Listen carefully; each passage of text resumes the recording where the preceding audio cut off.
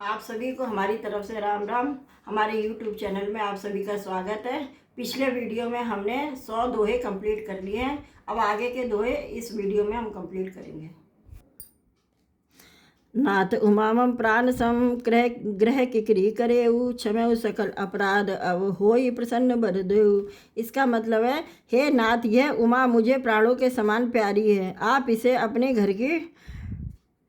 घर की टहलनी बनाइएगा और इसके सब अपराधों को क्षमा करते रहिएगा। अब प्रसन्न होकर मुझे वर दीजिए। बहुविध शंभु सासु समझाई गवनी भवन चरण सिरुनाई जननी उमा बोली जब लीनी ले उछंग उछंग सुंदर सिख दीनी। शिव जी ने, इसका मतलब है, शिव जी ने बहुत तरह से अपनी सास को समझाया। तब वे शिव जी के चरणों में सिर नवाकर घर गई। फिर माता ने पार्वती को बुला लिया और गोद में बैठाकर ये सुंदर सीख दी। करो सदा शंकर पद पूजा नारी धर्म पद देव न दूजा। बचन कहत भर ब्लोचन भारी बहुरी लाई उर्लीन कुमारी। अर्थात, हे पार्वती, तू सदा शिव जी के चरणों की पूजा करना। नारियों का यही धर्म है। उनके लिए पति ही देवता है और कोई देवता नहीं है। इस प्रकार की बातें करते करते उनकी आंखों में आंसू भर आए। उन्होंने कन्या को छाती से चिपटा लिया। कत विधि सृजी नारी जगमाही पराधीन सपने सुखनाई। भय अति प्रेम विकल महतारी धीरज कीन कुछ समय बिचारी। मतलब, फिर बोली कि विधाता ने जगत में स्त्री जाति को क्यों पैदा किया है। पराधीन में सपने में भी सुख नहीं मिलता है। यूँ कहती हुई माता प्रेम में अत्यंत विकल हो गई, परंतु कुछ समय जानकर, यानी दुख करने का अवसर न जानकर, उन्होंने धीरज धरा। पुनि पुनि मिलति परत गह चरना परम प्रेम कछ जाई न बनना। सबरा नारी ने मिली भेंट भवानी जाई जनन उर पुनि लपटानी। इसका मतलब है, मैना बार बार मिलती है और पार्वती के चरणों को पकड़ के गिर पड़ती है। बड़ा ही प्रेम है, कुछ वर्णन नहीं किया जाता। भवानी सब स्त्रियों से मिल भेंट कर फिर अपनी माता के हृदय से जा लिपटी। अब है छंद। जन नहीं बहुर मिल चली उचित असीस सब काऊ दई। फिर विलोकति मातु तन सब सखीले शिव पही गई। जाचक सकल संतोषी शंकर उमा सहित भवन चले। सब अमर हर से सुमन बरस निशान नव बाजे भले। इसका मतलब है, पार्वती जी माता से मिलकर चली। फिर किसी ने उन्हें योग आशीर्वाद दिए। पार्वती जी ने फिर कर माता की ओर देखती जाती थी। तब सखियाँ उन्हें शिव जी के पास ले गई। महादेव जी सब याचकों को संतुष्ट कर पार्वती के साथ घर यानी कैलाश को चले गए। तब देवता प्रसन्न होकर फूलों की वर्षा करने लगे और आकाश में सुंदर नगाड़े बजने लगे। चले संग हिमबंत तब पहुँचा वन अतिहेतु विविध भांति परतोष करी विदा कीन पुरस्केत। मतलब, तब हिमवान अत्यंत प्रेम से शिव जी को पहुंचाने के लिए साथ चले। बृहस्केतु यानी शिव जी ने बहुत तरह से उन्हें संतोष करके विदा कर दिया। तुरंत भवन आए गिरकाई सकल शैल सर लिए बुलाई। आदर दान विनय बहुमाना सब कर विदा कीन हिमवाना। मतलब, पर्वतराज हिमाचल तुरंत घर आए। उन्होंने सब पर्वत और सरोवरों को बुलाया। हिमवान ने आदर दान विनय और बहुत सम्मान पूर्वक सबकी विदाई की। जब वही शंभु कैलाश ही आए सुर सब निज निज लोक सिधाए। जगत मातु पितु शंभु भवानी ते सिंगार न कहूँ बखानी। इसका मतलब है, जब शिव जी कैलाश पर्वत पर पहुँचे तब सब देवता अपने अपने लोकों में चले गए। तुलसीदास जी कहते हैं कि पार्वती जी और शिव जी जगत के माता पिता हैं, इसलिए मैं उनके श्रृंगार का वर्णन नहीं करता। करई विविध विधि भोग विलासा गन्नय समेत बसई कैलासा। हर गिरजा बिहार नित नयऊ यही विध विपुल काल चली गयऊ। मतलब, शिव पार्वती विविध प्रकार के भोग विलास करते हुए अपनों गणों सहित कैलाश पर रहने लगे। वे नित्य नए विहार करते थे। इस प्रकार बहुत समय बीत गया।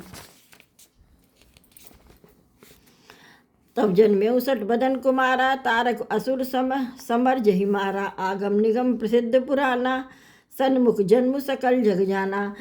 और इसका मतलब है, जब 6 मुख वाले पुत्र स्वामी कार्तिक का जन्म हुआ, जिन्होंने बड़े होने पर युद्ध में तारकासुर को मारा। वेद शास्त्र और पुराणों में स्वामी कार्तिक के जन्म की कथा प्रसिद्ध है और सारा जगत उसे जानता है। जगु जान सन्मुख जन्म कर्म प्रताप पुरुषारथ मया तई हेतु मैं ब्रस के तु सुत कर चरित संचय परि कहा, यह उमा शंभु विबाहु जे नर नारी कहीं जगा वहीं कल्याण काज विवाह मंगल सर्वदा सुख पावहीं। इसका मतलब है सडानन यानी स्वामी कार्तिक के जन्म, कर्म, प्रताप और महान पुरुषार्थ को सारा जगत जानता है, इसलिए मैंने बृहस्पति यानी शिव जी के पुत्र का चरित्र संक्षेप ही कहा है। शिव पार्वती के विवाह की इस कथा को जो स्त्री पुरुष कहेंगे और गाएंगे वे कल्याण के कार्यों और विवाह आदि मंगलों में सदा सुख पाएंगे। चरित सिंधु गिरजा रमन वेद न पावई पारु भरने तुलसीदास की में अति मंद मंद गवारू। अर्थात गिरजापति महादेव जी का चरित्र समुद्र के समान यानी अपार है, इसका पार वेद भी नहीं पाते, तब अत्यंत मंद बुद्धि और गंवार तुलसीदास उसका वर्णन कैसे कर सकता है। शंभु चरित सुनि सरस सुहावा भरद्वाज मुनि अति सुख पावा बहुलालसा कथा फलवाड़ी नहीं नहीं नीर रोमावली ठाड़ी। अर्थात शिव जी के रसीले और सुहावने चरित्र को सुनकर मुनि भारत जी ने बहुत ही सुख पाया। कथा सुनने की उनकी लालसा और बढ़ गई, नेत्रों में जल भर आया तथा रोमावली खड़ी हो गई। प्रेम विवश मुख आव न बानी दशा देखी हर से मुनि ज्ञानी अहो धन्य तव जनु मुनीसा तुम्हें प्राण संप्रिय गौरीसा।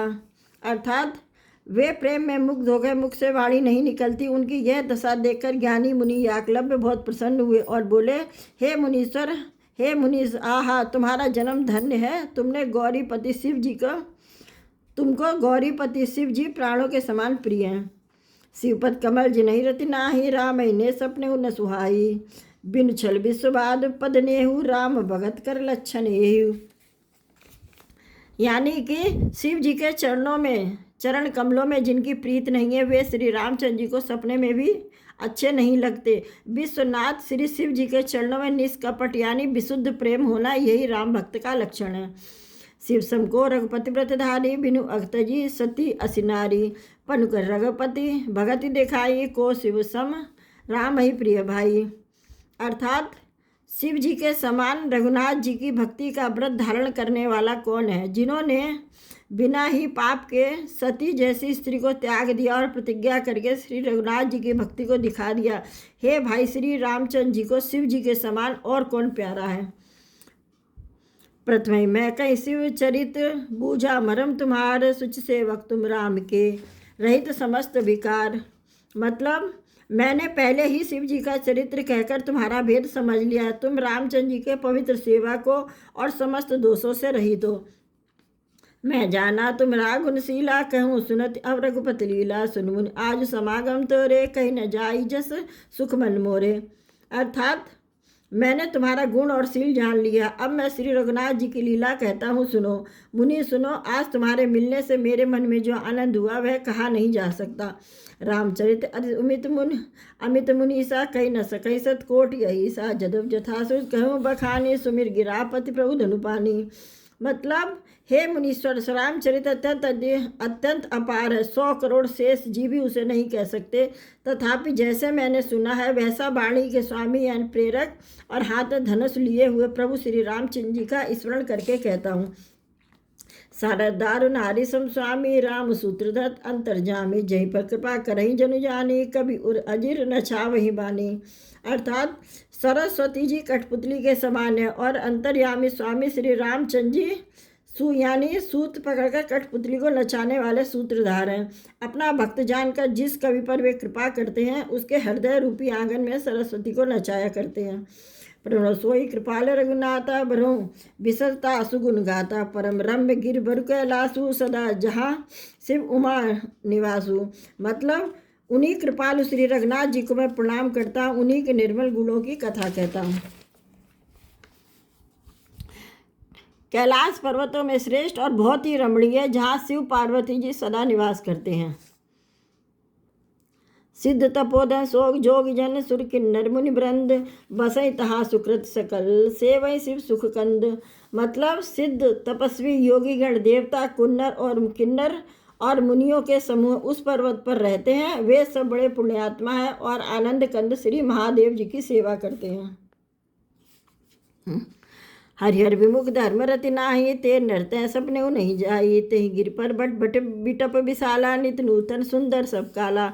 मतलब जो भगवान विष्णु और महादेव जी से विमुख है, जिनकी धर्म में प्रीत नहीं है, वे लोग स्वप्न में भी कहीं नहीं जा सकते हैं, स्वप्न में भी वहाँ नहीं जा सकते। उस पर्वत पर एक विशाल बरगद का पेड़ है जो नित्य नवीन और सब काल यानी 6 ऋतुओं में सुंदर रहता है।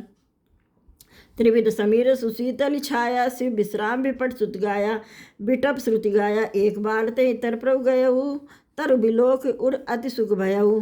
अर्थात वहाँ तीनों प्रकार की शीतल मंद और सुगंध वायु बहती रहती है, उसकी छाया बड़ी ठंडी रहती है। वह शिव जी के विश्राम करने का वृक्ष है जिसे वेदों ने गाया है। एक बार प्रभु जी श्री शिव जी के उस वृक्ष के नीचे गए और उसे देखकर उन्हें के हृदय में बहुत आनंद हुआ। निष्कर्षा से नागरी पुछाला, बैठे संजय शंभु कृपाला, कुंद इंदुदर गौर शरीरा, भुज प्रलंब परिधन मुनिचीरा। मतलब अपने हाथ से बागंबर बिछाकर कृपालु शिव जी स्वभाव से ही यानी कि बिना किसी खास प्रयोजन के वहाँ बैठ गए। कुंद के पुष्प चंद्रमा और शंख के समान उनका गौर शरीर था, बड़ी लंबी भुजाएं थी और वे मुनियों के से वलकल वस्त्र धारण किए हुए थे। तरुण अरुण अम्बुज सम चरना, नख धुति भगत हृदय तम हरना, भुजग भूति भूषण त्रिपुरारी, आनन शरद चंद छबिहारी। मतलब कि उनके चरण नए यानी पूर्ण रूप से खिले हुए लाल कमल के समान थे। नखों की ज्योति भक्त के हृदय का अंधकार हरने वाली थी। सांप और भस्म ही उनके भूषण थे और उस त्रिपुरासुर के शत्रु शिव जी का मुख शरद पूर्णिमा के चंद्रमा की शोभा को भी हरने वाला यानी कि फीकी करने वाला था। आज के वीडियो में हमारे 105 दोहे कंप्लीट हो गए हमारे अभी तक। अब जो आगे के 105 के बाद दोहे स्टार्ट होंगे वो नेक्स्ट वीडियो में करेंगे। आपको हमारा वीडियो कैसा लग रहा है, हम जो आप पढ़ रहे हैं वो आपको समझ में आता है या नहीं, हमको कमेंट करके ज़रूर बताइए। फिर हमारे चैनल को सब्सक्राइब करिए और आप सभी को हमारी तरफ से राम राम। अब हम अगले वीडियो में मिलेंगे।